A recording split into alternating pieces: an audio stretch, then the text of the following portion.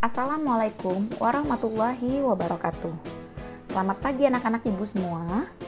Semoga kita selalu dalam keadaan sehat dan jangan lupa untuk tetap mematuhi protokol kesehatan. Pada semester ini, kita masih akan melakukan proses pembelajaran secara daring. Jadi ibu harapkan agar anak-anak ibu dapat lebih fokus ketika memperhatikan dan memahami video pembelajaran yang diberikan.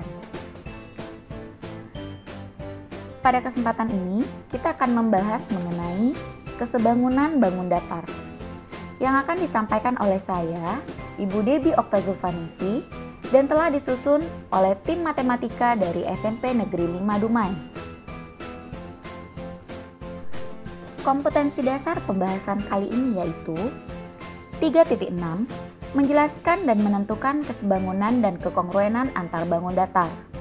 4.6, menyelesaikan masalah yang berkaitan dengan kesebangunan dan kekongruenan antar bangun datar. Tujuan pembelajaran pembahasan kita kali ini antara lain, setelah mengikuti proses pembelajaran ini, siswa diharapkan dapat 1. Menjelaskan syarat-syarat atau sifat-sifat dua bangun segi banyak yang sebangun jika diberikan gambar dua bangun segi banyak yang sebangun. 2. Menentukan panjang sisi atau besar sudut yang belum diketahui dari dua bangun segi banyak yang sebangun jika diberikan gambar dua atau lebih bangun segi banyak yang sebangun beserta beberapa informasi mengenai panjang sisi atau besar sudutnya. 3. Menyelesaikan masalah sehari-hari berdasarkan hasil pengamatan yang terkait penerapan konsep kesebangunan bangun datar segi banyak jika diberikan permasalahan terkait. Jika mendengar kesebangunan bangun datar, maka tentu akan timbul beberapa pertanyaan seperti apa itu kesebangunan bangun datar? Kemudian apa saja syarat agar dua bangun datar atau lebih sebangun? Kemudian bagaimana cara mengidentifikasi kesebangunan dari dua bangun datar atau lebih? Baik, untuk menjawab beberapa pertanyaan tersebut, silakan perhatikan penjelasan berikut ini. Dua bangun datar dikatakan sebangun jika sudut-sudut yang bersesuaian sama besar. Dua bangun datar dikatakan sebangun jika sisi-sisi yang bersesuaian memiliki perbandingan yang sama. Dua bangun datar dikatakan sebangun jika dan hanya jika bentuknya sama. Dengan kata lain, dua bangun datar yang mempunyai bentuk yang sama disebut sebangun. Tidak perlu mempunyai ukuran yang sama, tetapi sisi-sisi yang bersesuaian sebanding atau proporsional dan sudut-sudut yang bersesuaian sama besar. Sehingga perubahan bangun satu menjadi bangun yang lain melibatkan perbesaran atau pengecilan. Masalah sederhana dalam kehidupan nyata tentang kesebangunan bangun datar yang dapat kita temui antara lain ketika kita melakukan pengeditan foto di komputer. Misalnya diberikan sebuah foto, lalu sisi bagian atas kita tarik ke atas atau kita drag ke atas, maka akan menghasilkan bentuk bangun seperti ini. Maka foto yang pertama dan foto yang kedua bentuknya tidak proporsional, sehingga foto yang pertama dan foto yang kedua bentuknya tidak sebangun. Kemudian lagi, dengan foto yang sama, kita lakukan pengeditan foto dengan sisi kanan atau sisi kiri kita tarik atau kita drag ke samping, maka bentuknya akan seperti ini. Nah, foto yang pertama dan foto yang kedua bentuknya masih tidak proporsional, sehingga foto yang pertama dan foto yang kedua merupakan bangun yang tidak sebangun. Dan dengan foto yang sama, kita coba melakukan penarikan di bagian sudut foto atau kita drag pada sudut foto seperti pada gambar. Maka bentuk yang pertama dan bentuk yang kedua bentuknya sudah proporsional, sehingga foto yang pertama dan foto yang kedua merupakan bangunan yang sebangun. Sampai di sini, apakah anak-anak ibu punya pertanyaan? Berikut contoh kesebangunan bangun datar.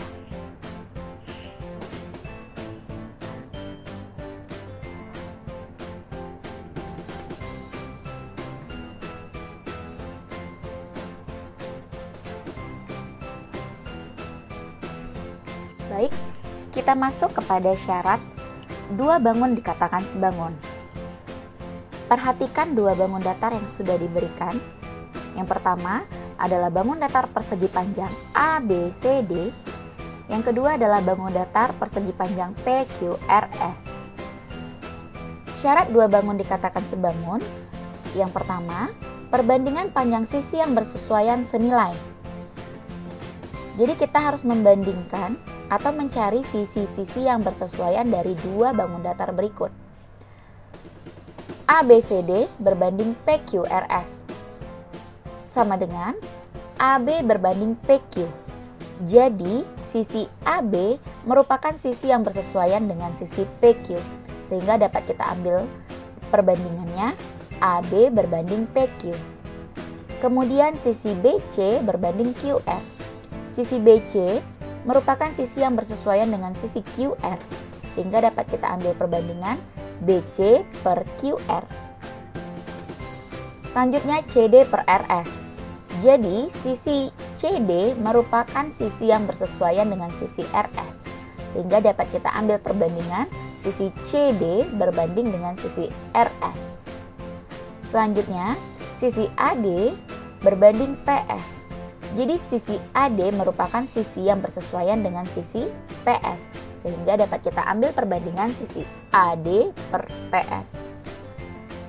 Jadi, perbandingan dari setiap sisi-sisi berikut harus senilai agar dua bangun dapat dikatakan sebangun.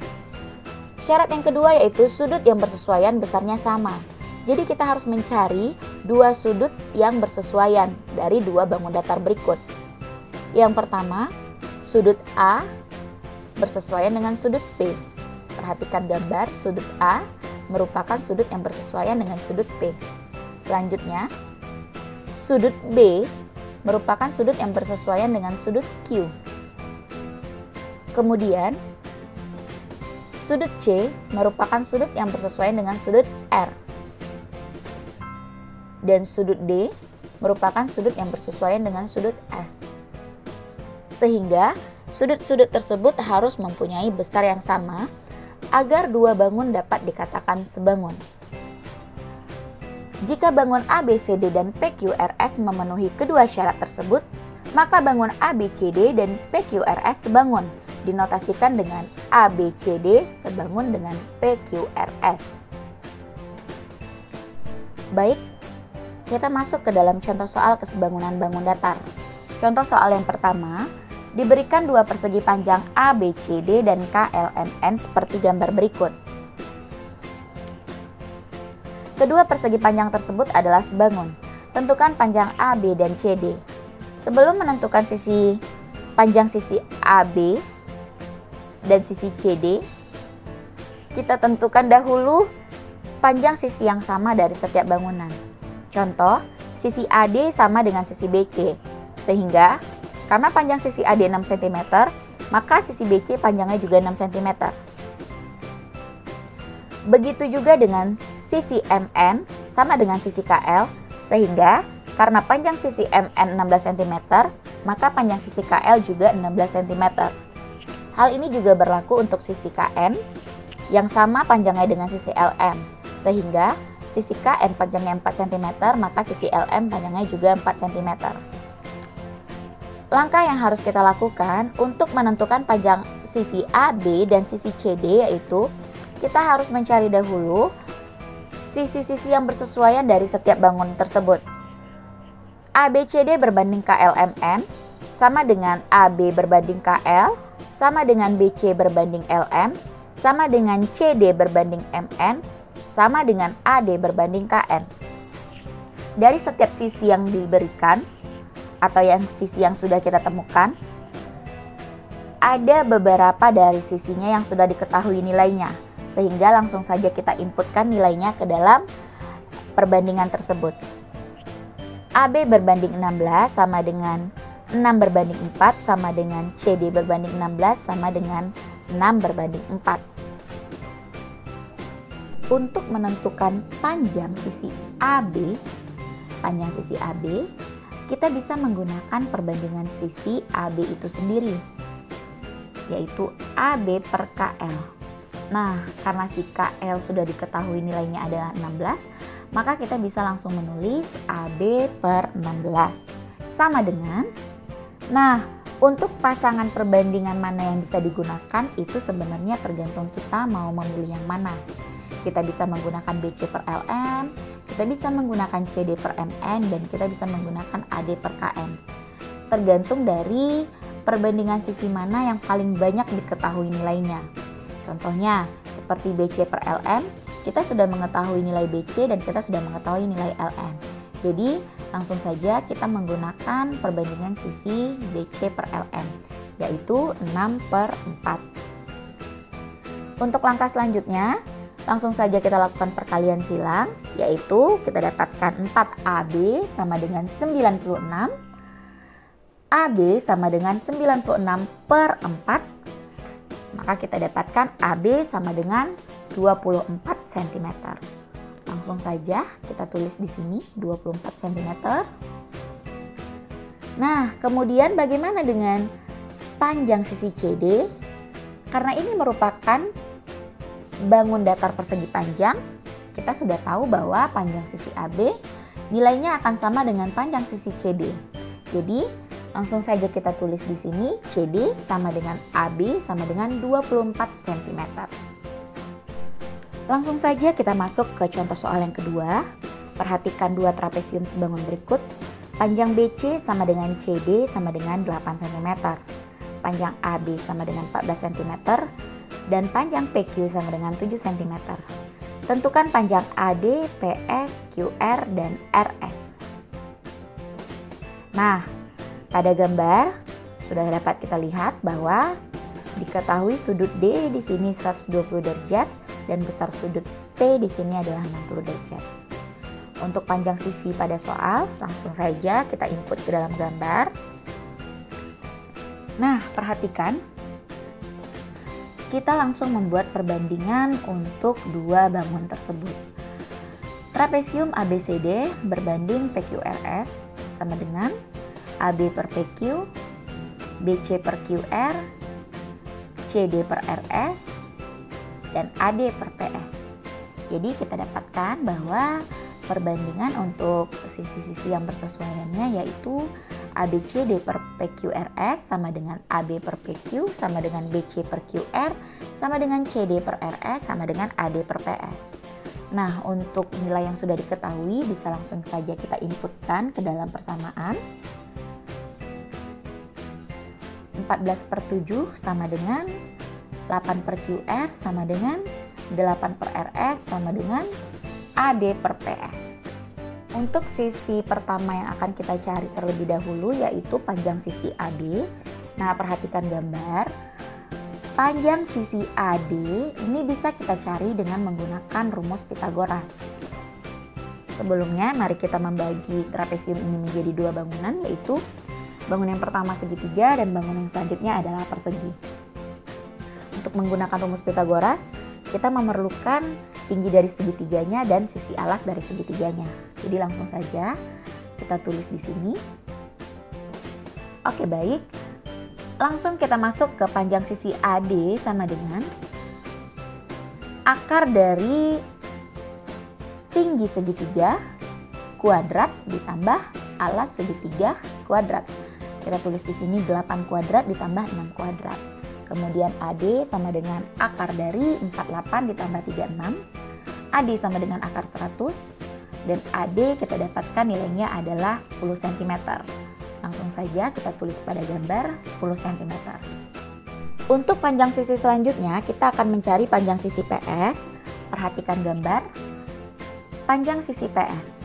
Nah, untuk panjang sisi PS di sini kita belum bisa menggunakan rumus Pythagoras karena kita belum mendapatkan nilai dari tinggi segitiga dan alas segitiga. Karena untuk mencari tinggi segitiga ini kita akan membutuhkan nilai dari QR dan untuk alas segitiganya kita membutuhkan nilai dari RS. Sedangkan QR dan RS masih belum kita ketahui nilainya. Jadi kita harus menggunakan perbandingan dari sisi yang bersesuaian. Karena yang akan kita cari adalah sisi PS, maka tentu kita akan menggunakan perbandingan sisi PS itu sendiri yaitu 10 per PS. Nah, untuk pasangan perbandingan selanjutnya yang mana yang akan kita gunakan? Sama seperti contoh soal sebelumnya, kita bebas memilih perbandingan sisi mana yang akan kita pilih. Hanya saja pastikan bahwa nilai yang diketahui adalah sisi yang paling banyak gitu. Jadi dari persamaan ini dapat kita lihat bahwa sisi yang paling banyak diketahui adalah sisi AB per PQ, yaitu 14/7. Maka langsung saja kita tulis di sini 14/7 sama dengan 10 per PS. Langsung kita lakukan perkalian silang, 14 PS sama dengan 70, PS sama dengan 70 per 14, PS sama dengan 5 cm. Jadi dapat kita lihat bahwa nilai PS adalah 5 cm. Langsung kita tulis di gambar 5 cm. Untuk selanjutnya kita akan mencari panjang dari sisi QR. Untuk mencari panjang sisi QR kita akan menggunakan perbandingan sisi yang bersesuaian lagi, yaitu karena kita akan mencari panjang sisi QR, tentu kita harus menggunakan perbandingan sisi QR itu sendiri, yaitu 8 per QR. Untuk pasangan perbandingan yang mana yang akan digunakan itu sebenarnya tergantung anak-anak ibu mau milih perbandingan sisi yang mana. Bisa menggunakan AB per PQ yaitu 14/7 atau AD per PS yaitu 10/5. Nah, untuk pembahasan kali ini Ibu akan menggunakan panjang sisi atau perbandingan sisi AB per PQ yaitu 14/7. Langsung saja kita tulis di sini 14/7 sama dengan 8 per QR. Kemudian kita melakukan perkalian silang. 14 QR sama dengan 56, QR sama dengan 56 per 14. Sehingga kita dapatkan QR nilainya adalah 4 cm.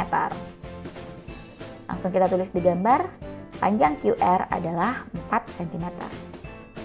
Selanjutnya, kita akan mencari panjang dari sisi RS. Perhatikan gambar. Pada trapesium yang pertama, ketika bangun trapesium ini dibagi menjadi dua bangunan, maka akan menghasilkan bangun segitiga dan bangun persegi. Nah, karena bangun trapesium yang pertama sebangun dengan bangunan trapesium yang kedua, maka ketika bangun trapesium yang kedua kita bagi menjadi dua bangunan, juga akan menghasilkan satu bangun segitiga dan satu bangunan persegi. Sehingga dapat kita lihat bahwa panjang RS seharusnya akan sama dengan panjang QR. Sehingga RS sama dengan QR sama dengan 4 cm. Nah, jadi sampai di sini seluruh pertanyaan dari soal yang kedua ini sudah kita selesaikan. Seluruh sisi yang belum diketahui sudah kita cari. Oleh karena itu, sekian pembelajaran kita pada hari ini. Jika anak-anak ibu mempunyai pertanyaan, bisa langsung disampaikan kepada guru mata pelajaran matematika di sekolah masing-masing. Semoga apa yang sudah ibu sampaikan pada hari ini dapat dimengerti oleh anak-anak ibu, dan ibu berharap anak-anak ibu bisa menyelesaikan LKPD dan soal-soal yang akan diberikan selanjutnya. Terima kasih. Assalamualaikum warahmatullahi wabarakatuh dan selamat pagi.